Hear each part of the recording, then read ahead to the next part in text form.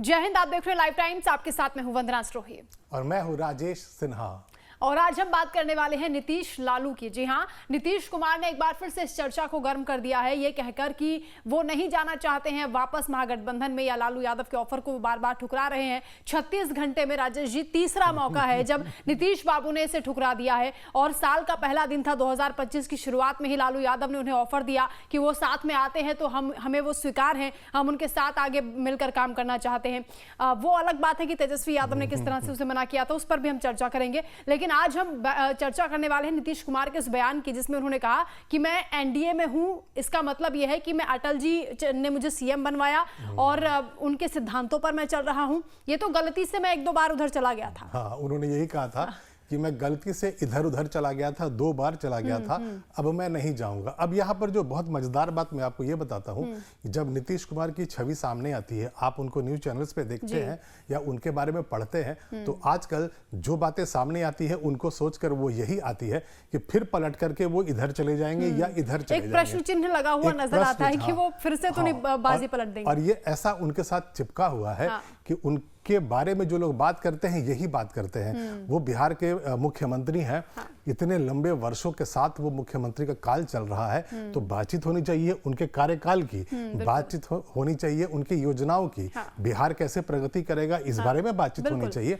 लेकिन नीतीश कुमार के बारे में जो बातचीत होती है वो राजनीतिक गलियारों में हो, पत्रकारों के बीच में हो या जनता के बारे में हो, कोई भरोसा ही नहीं कर पा रहा है कि नीतीश कुमार कितने दिनों तक एनडीए के साथ इसके रहेंगे। 2 बड़े कारण मुझे नजर आते हैं राजेश जी। एक तो ये कि जब भीमराव अंबेडकर को लेकर जो टिप्पणी अमित शाह की ओर से की गई थी, खूब उसका विरोध हुआ, उस दौरान मौन हो गए नीतीश कुमार, कुछ बोले नहीं।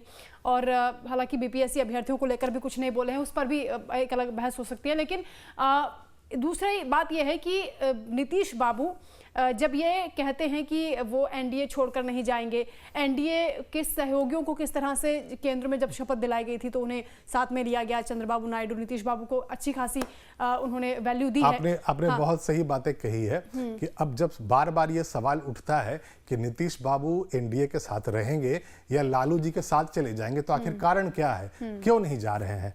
तो जाहिर है नहीं जाने का उनके पास बहुत बड़ा कारण है। इस बार का जो बजट आया था उसमें ये कहा जा रहा था कि जो बजट आया था वो भारत का बजट नहीं था, वो बिहार का बजट था, क्योंकि ज्यादातर जो उसमें जो प्रोविजंस दिए गए थे, जो घोषणाएं की गई थी, वो बिहार सेंट्रिक थी और बिहार को अच्छा खासा बड़ा पैकेज मिला था। अब आपने जो बातें कही कि नीतीश बाबू को साथ में लाया गया था नरेंद्र मोदी के इस कार्यकाल के लिए, चंद्रबाबू नायडू को साथ में लाया गया, चूंकि बीजेपी को अपने दम पर 272 सीटें नहीं मिली इस बार, तो उन्हें एनडीए का सपोर्ट चाहिए था।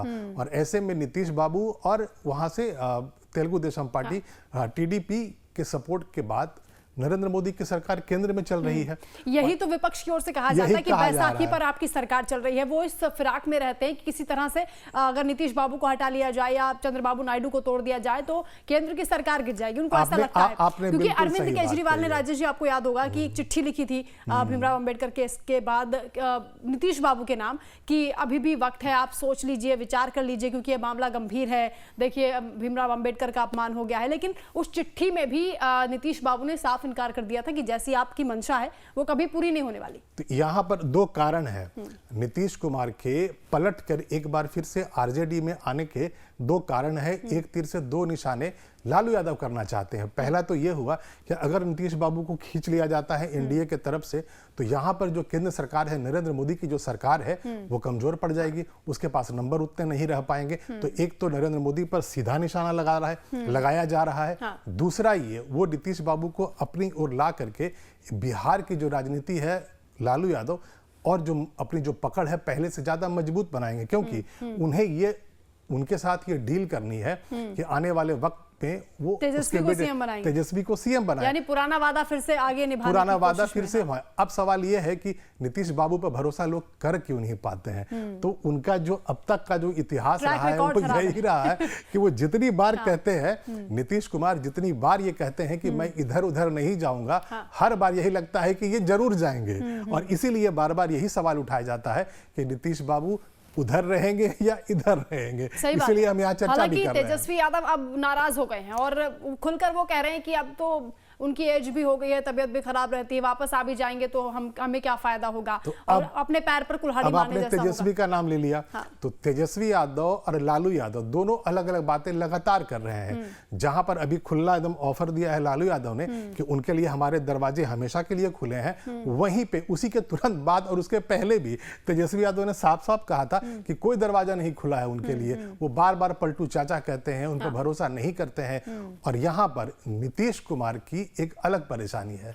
अगर वो वापस जाते हैं आरजेडी के साथ तो जंगल राज दिखाकर जो इतने वर्षों से वो मुख्यमंत्री बने हुए हैं, जो जंगल राज का डर दिखाया जाता है बिहार की जनता को, और उसी के आधार पर इनको वोटें मिलती हैं, इनकी सरकार लगातार चलती जाती है, वो चलेगी कैसे? देखिए, बड़ा इंटरेस्टिंग है ये कि अभी इलेक्शन क्योंकि बिहार में होने वाले हैं, ऐसे में मुझे नहीं लगता कि नीतीश कुमार कोई रिस्क लेंगे। पहले तो इलेक्शन जैसा नहीं था कुछ भी, तो उन्होंने रिस्क ले लिया था। लेकिन अब क्योंकि एक तरफ इमेज ये भी बिल्ड की जा रही है कि तेजस्वी यादव युवा हैं, आपने देखा होगा वो पोस्टर्स जहां पर लालू यादव को भी हटा दिया गया उन पोस्टर्स से, और एक बनाया जा रहा है कि युवा बहुत अच्छे से सोचते हैं। 17 महीने की सरकार में उन्होंने बहुत काम किया, नौजवानों के लिए बहुत काम किया है। तो मुझे नहीं लगता कि नीतीश बाबू को वापस लेने की वो ताक में भी हैं। हालांकि लालू यादव भले ही कहते रहें, वो इस फिराक में होंगे कि कहीं से भी बात बन जाए, खेल बिगड़े एनडीए का।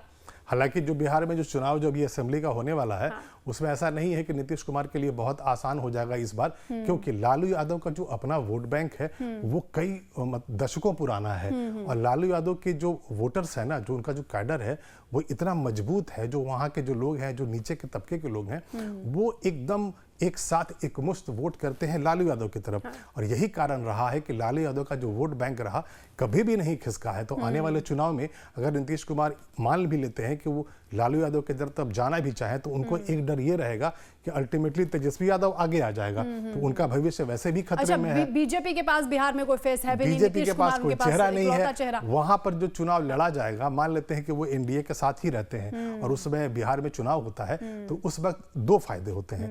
एक तो ये हुआ कि वो एक छत्र राज कर सकते हैं, क्योंकि नरेंद्र मोदी बिहार तो कभी जाएंगे नहीं वहां पर मुख्यमंत्री बनने।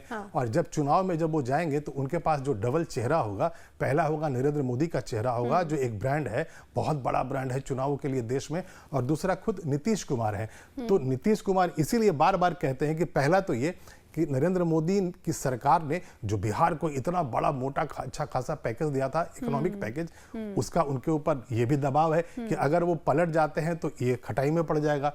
और दूसरा ये कि अगर वो तेजस्वी के साथ चले जाते हैं तो तेजस्वी अपने आप में सीएम फेस बनने वाला है, तो नीतीश कुमार को फ्यूचर में प्रॉब्लम होगी। तो अब जो वो बार बार कहते हैं कि हम इधर उधर नहीं जाएंगे, तो हो सकता है ये उनकी स्ट्रेटेजी है कि वो नरेंद्र मोदी के साथ ही रहे। बिहार में कोई दूसरा बीजेपी का बड़ा नेता है ही नहीं, तो उनका जो राज है वो चलता रहेगा।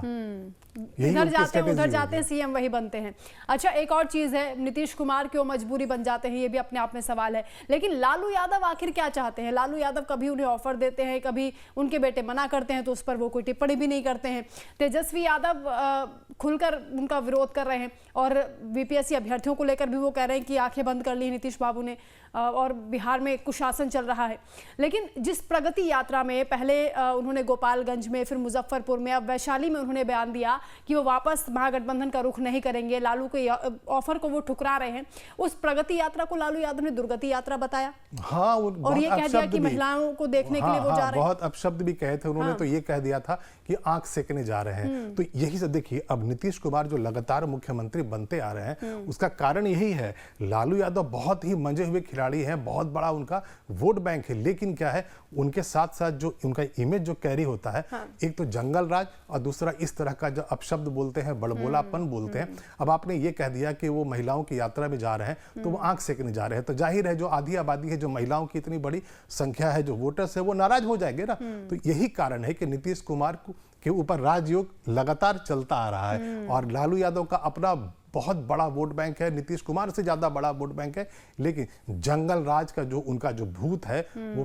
पीछा नहीं छोड़ता है, और इसीलिए नीतीश कुमार लगातार मुख्यमंत्री बने रहते हैं, सत्ता में बने रहते हैं और बार बार वो ये कहने की भी स्थिति में रहते हैं, मैं इधर जाऊं या इधर जाऊं, मुख्यमंत्री तो मैं ही रहूंगा। और अब कह रहे हैं कि मैं इधर उधर नहीं जाऊंगा, मैं पुराने साथी हूं, यानी कि बीजेपी के साथ ही रहूंगा, अच्छा, एनडीए का सबसे हिस्सा दिलचस्प रहूंगा। बात यह कि हमने अटल जी के बारे में चर्चा नहीं की, क्योंकि अटल जी का ही नाम लिया है आज नीतीश कुमार ने और ये कहा कि मुझे तो मुख्यमंत्री वो देखना चाहते थे और आज मैं उसी पद पर हूं, लंबे समय से मुख्यमंत्री बना हुआ हूं, मुझे और क्या चाहिए। अब देखिए, हालांकि शुरुआत में उनकी महत्वाकांक्षा देखी गई थी जब उन्होंने इंडिया ब्लॉक का गठन किया, वो तो प्रधानमंत्री बनना चाहते थे। हाँ, प्रधानमंत्री बनना चाहते थे, लेकिन अब उनको दिखता है ना कि अब आगे कुछ है भी नहीं उनके लिए। अब उन्होंने अटल जी का नाम क्यों लिया? हाँ। अटल बिहारी वाजपेयी का नाम इलेक्शन में उनके लिए बहुत जरूरी है, क्योंकि अब अगर वो बीजेपी के साथ हैं, एनडीए के साथ है, तो एक तरफ नरेंद्र मोदी का चेहरा है, ब्रांड है, दूसरा अटल बिहारी वाजपेयी बीजेपी के और पूरे भारत के एक बहुत ही सम्मानित नेता है। अलग अलग तबके के लोग, किसी भी कास्ट के हों, किसी भी क्लास के हों, बड़ी सम्मान से, बहुत सम्मान से वो अटल बिहारी वाजपेयी की तरफ देखते हैं। तो अब इलेक्शन के टाइम में आप ये कह रहे हैं कि हमें तो अटल जी लेकर आए थे, तो जाहिर है आप मैसेज वोटर्स को दे रहे हैं कि मैं अटल जी वाला हूं। और साथ में अब नरेंद्र मोदी का आपका ब्रांड है, आप खुद भी वहां के मुख्यमंत्री इतने वर्षों से रह रहे हैं, तो वो हर तरफ से पूरी कोशिश यही कर रहे हैं कि एक तरफ वो जंगल राज का डर दिखाएंगे, लालू के पुराने जंगल राज का, और वहीं पर वो बार बार सत्ता में बने रहते हैं इस डर के साथ। और अब एनडीए के साथ आकर के हो सकता है कि आने वाले वक्त में जो असेंबली इलेक्शंस बिहार में हो, उसमें एक बार फिर से वापस सत्ता में एनडीए आ जाए। कुल मिलाकर जब नीतीश कुमार ये कहते हैं कि मेरे से 2 बार गलती हो गई, तो गलती कब हुई, आने वाले वक्त में फिर कोई गलती करेंगे, इस बात को लेकर कुछ भी तय नहीं हो सकता है, क्योंकि उन पर अब भरोसा नहीं किया जा सकता। बिहार की जनता भी इस बात को जानती है और कहीं ना कहीं बार बार उन्हें इसीलिए सफाई भी देनी पड़ती है। लेकिन हमने उन पहलुओं पर चर्चा की है कि अगर वो आरजेडी में जाते हैं तो क्या नुकसान होगा और एनडीए का साथ छोड़ने पर उन्हें क्या नुकसान हो सकता है, लेकिन अब वो आगे किस स्थिति में बेहतर रह सकते हैं, उनके लिए क्या मुफीद होगा।